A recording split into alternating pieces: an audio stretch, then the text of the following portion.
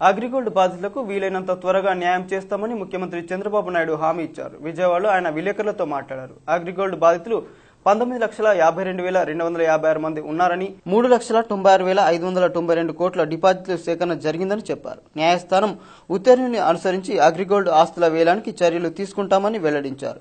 ఏపీసీఐడీ అధికారులు కోరిన ప్రకారం మానవ వనరులు ఇతర సౌకర్యాలు కల్పిస్తామని నిధులను కేటాయిస్తామని తెలిపారు. విలేకరుల సమావేశంలో ఏపీసీఐడీ అదనపు డీజీ ద్వారకా తిరుమలరావు కూడా పాల్గొన్నారు. అగ్రిగోల్డ్ రివ్యూ చేశాను. ఇది కూడా మనం చూస్తే మొత్తం ఆంధ్రప్రదేశ్ డిపాజిట్స్ వచ్చి 19,52,256 మంది ఉన్నారు. ఇందులో మొత్తం వీళ్ళు డిపాజిట్స్ చూస్తే 3,965.92 కోట్లుంది. అదే మరిగా ఈరోజు నిన్న కోర్టులో ఒక నిర్ణయం కూడా చేశారు, పాజిటివ్ నిర్ణయం. I'm very happy. ముఖ్యంగా కమర్షియల్ ప్రాపర్టీస్ విజయవాడలో, కేసర విలేజ్, కంచికి చెర్లలో, కృష్ణా జిల్లాలో ఉండే ప్రాపర్టీస్ ని ఆక్షన్ ద్వారా అమ్మే అవకాశం కల్పించారు. ఇది అయిన తర్వాత ఇది ప్రారంభం మాత్రం, ఇంకా మిగిలినట్టు కూడా ఇదే దారిలో తీసుకుపోతామని చెప్పి కూడా వారు కామెంట్ కూడా చేశారు. దీనికి కొన్ని ప్రాసెస్ లో కూడా కొన్ని ప్రాసెస్ అన్ని కూడా సెట్ చేశారు. Is very encouraging. అంటే ఈరోజు పాజిటివ్ గా ముందుకు పోవడానికి ఒక అవకాశం వచ్చింది.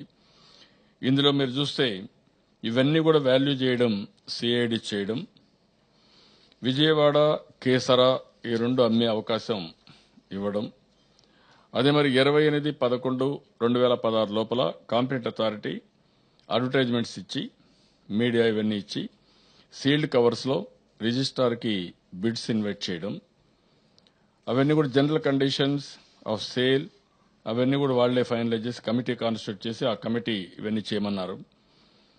ఇంకొక పక్క buyers will free to inspect the properties. ఇవన్నీ వాళ్ళు చూసుకొని వాల్యూ అసెస్ చేసుకొని 6/12/2016 లోపల competent authority property and days fix ఇవన్నీ చేసుకోమని ఒకసారి చూసుకోమని చెప్పారు. అది చేసిన తర్వాత ఆఫర్స్ అన్నీ కూడా ఒక సీల్డ్ కవర్లో స్పీడ్ పోస్ట్లో రిజిస్టర్కి సబ్మిట్ చేయమన్నారు. అది కూడా demand draft representing 1% of bid amount కట్టమన్నారు. సీల్డ్ కవర్స్ అన్ని హైకోర్టుకి బిఫోర్ 16/12/2016 లోపల సబ్మిట్ చేయాలి.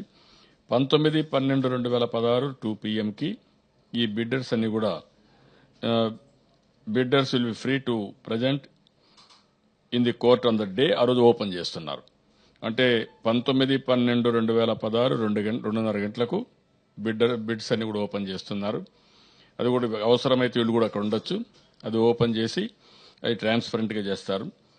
ఇప్పుడు ఒక ప్లాన్ కూడా చేశారు, మన వాళ్ళు చేసుకుంటున్నారు, ప్లాన్ ఆఫ్ యాక్షన్.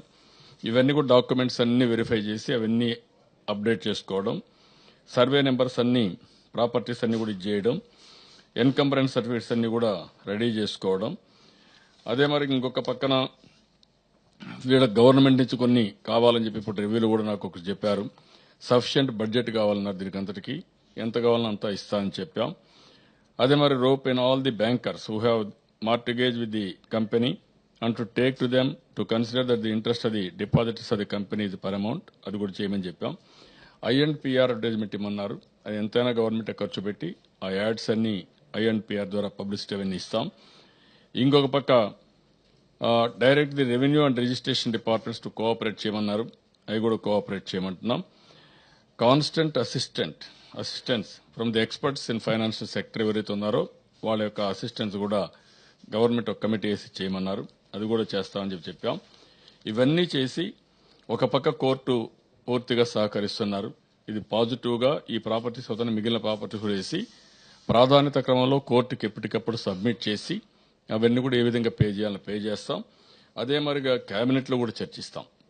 కేబినెట్ లో కూడా చర్చించి ఏదైనా అవసరమైతే బ్యాంకు దృష్టికి కూడా తీసుకుపోయి వీలైనంత తొందరలో అగ్రిగోల్డ్ బాధితులు ఎవరైతే ఉన్నారో వాళ్ళకి న్యాయం చేసే బాధ్యత తీసుకుంటాం. ఎక్కడ కూడా ఎట్టి పరిస్థితుల్లో ఇది ఒక కేస్ స్టడీ, బిగ్గెస్ట్ ఫ్రాడ్. ఇలాంటి జరగడానికి వీలు లేదు. ఏది ఏమైనా దీనికి న్యాయం జరగాలి, లాజికల్గా తీసుకెళ్ళాలి. ఎవరైతే చిన్న చిన్న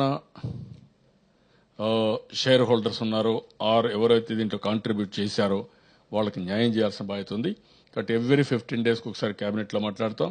ఏ అసిస్టెన్స్ కావాలన్నా సిబిసిఐడికి పూర్తిగా సహకరిస్తాం. అవసరం దీనికి ఏదైనా డబ్బులు కానీ ఇంకా అసిస్టెన్స్ కానీ లేకపోతే గవర్నమెంట్లో ఉండే డిపార్ట్మెంట్ సహకారం కానీ పూర్తిగా వారికి ఇస్తాం. ఎప్పటికప్పుడు కోర్టుకి తెలియజేసి లాజికల్ కన్క్లూజన్ తీసుకొచ్చి డిపాజిటర్స్కి న్యాయం చేసే బాధ్యత ప్రభుత్వం కూడా తీసుకుంటుంది.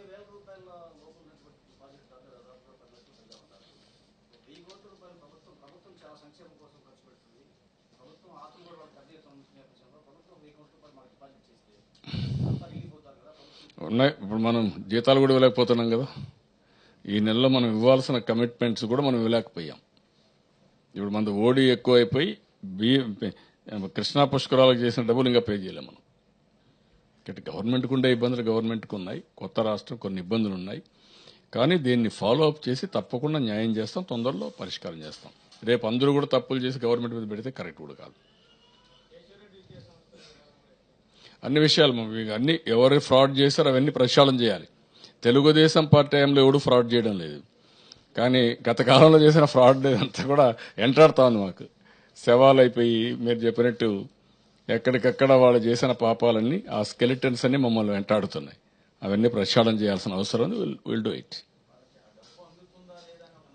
నమ్మకం డెఫినెట్ గా ఇస్తున్నాం. ప్రాపర్టీస్ ఉన్నాయి. ఆ ప్రాపర్టీస్ అమ్ముకుంటే బుక్ వాల్యూవే మీరు చూస్తే రిజిస్ట్రేషన్ వాల్యూ చూస్తే 3,000 కోట్లు ఉంది. వాళ్ళ డిపాజిట్స్ 3,900 కోట్లు ఉంటే రిజిస్ట్రేషన్ వాల్యూ మాత్రం 3,000 కోట్లు ఉంది. ఇవన్నీ కూడా జాగ్రత్తగా మనం ప్రాసెస్ చేయాలి, యాక్షన్ తీసుకోవాలి. ఈ సమయంలో మళ్ళీ త్రోవే ప్రైస్కి ఇస్తున్నారని కొంతమంది లాలూచి పడితే ఆ ప్రాబ్లం కూడా ఉంటుంది. దాన్ని ట్రాన్స్పరెంట్ గా ఎంతవరకు మనం చేయగలిగి చేయాలి.